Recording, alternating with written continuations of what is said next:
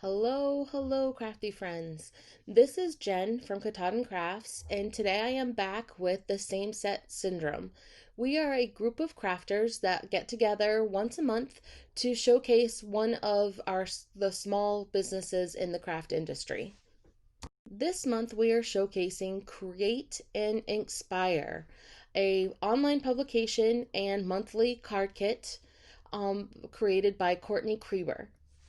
In this hop, I'm using the July kit, and some people are using the August kit, but both are currently available.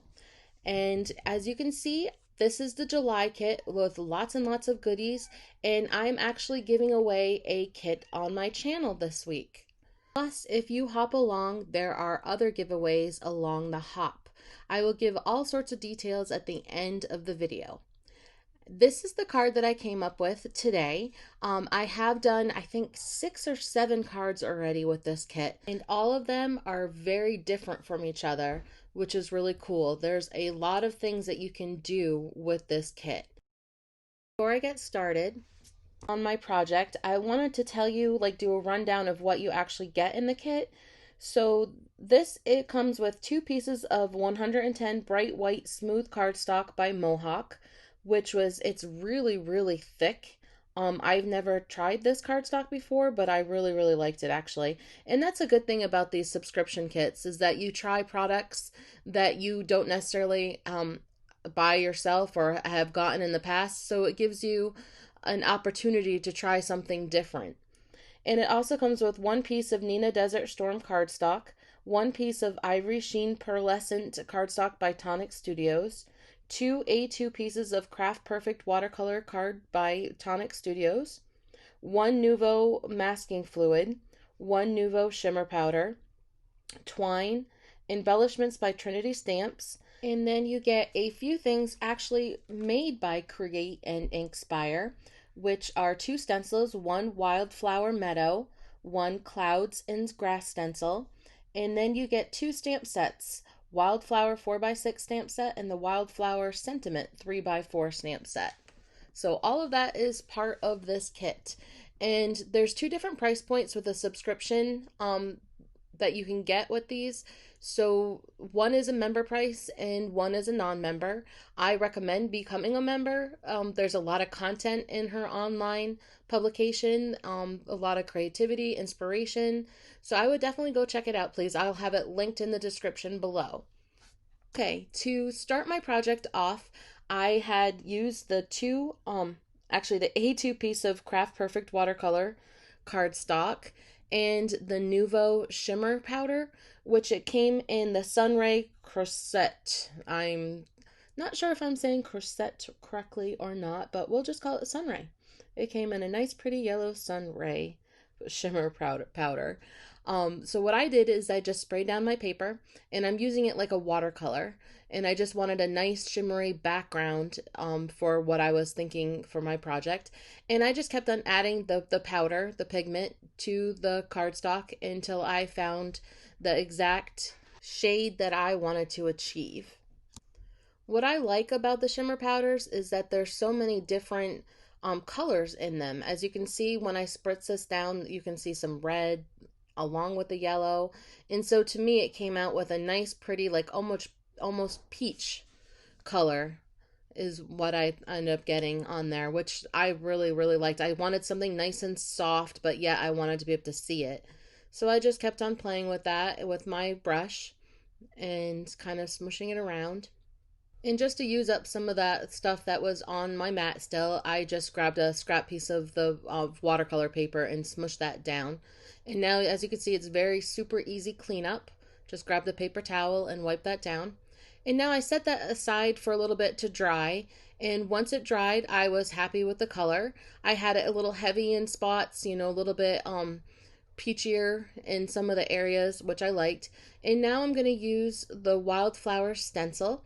And you can see that I masked off a little bit of that on the edge because I didn't want that one piece on there. And I'm just going to tack that down with some pixie spray and some purple tape to get that nice and stuck on there. Now, I actually played around with that extra piece of watercolor that I used when I smushed down and experimented with some glitz gel and also some foiling. And I decided that I liked the glitz gel a lot better, the the way it came out. So that's what I decided to do on the card.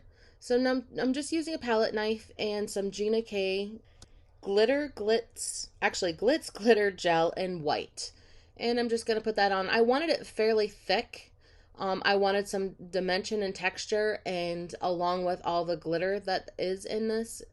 And so I'm just putting it on there quite thickly and making sure and just going over and rubbing it. And then just taking off the excess. And if I notice a spot that didn't have enough, I just add a little bit more.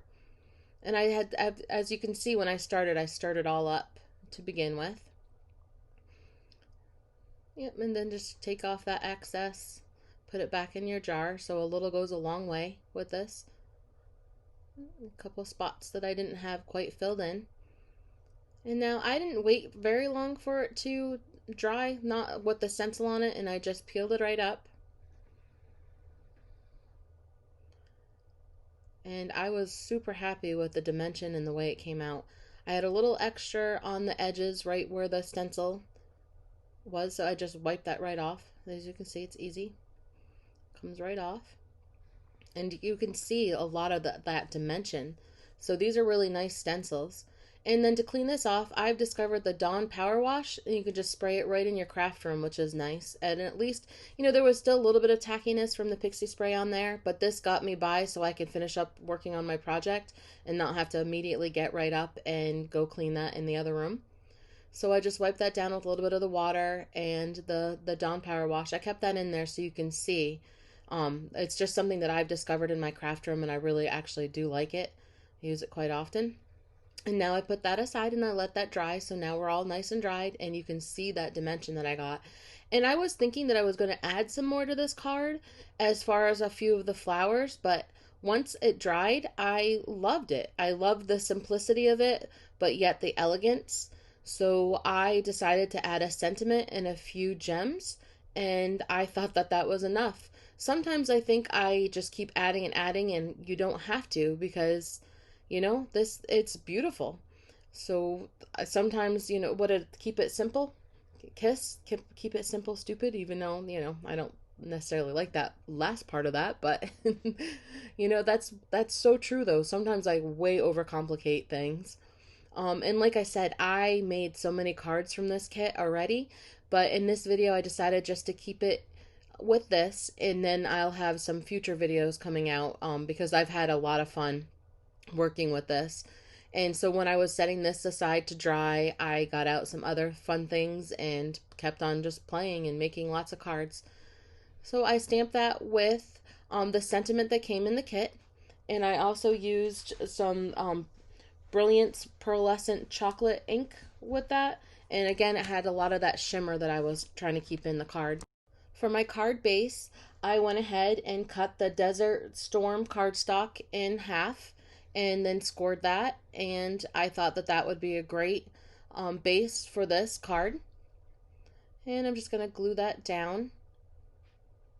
And then I wasn't quite sure which embellishments I wanted to use, so I was going to play with that a little bit, but then I end up of using the Trinity that came with the kit, because it was also perfect with this card. This was so much fun. I've enjoyed this kit. Like I said, I have several other cards that I have done, and I will get those up on a video soon. I like the kit so much that I purchased a second one in order to give one away to one of you. So please comment and like the video below. And if you're not a subscriber, I would really appreciate if you became one, and click on that bell so you will not miss anything that I put up. I really appreciate that. And find me on Instagram at Katahdin Crafts. And there's another picture of a card that I actually did with this kit as well. And if you comment on that, it'll give you another chance to enter the kit giveaway. Yeah, so that's exciting. I look forward to seeing everybody's comments and seeing what you thought of the kit. There are a lot of components in it, and the August one is really awesome as well. It's very, very colorful, so I hope that everybody goes and checks that out. Make sure you continue hopping along because there's other chances of winning kits along the hop, and there's lots and lots of talented gals in this hop. I will have the link below to the next stop. And thank you so much for stopping by and spending some time with me today. I really appreciate it. Happy crafting!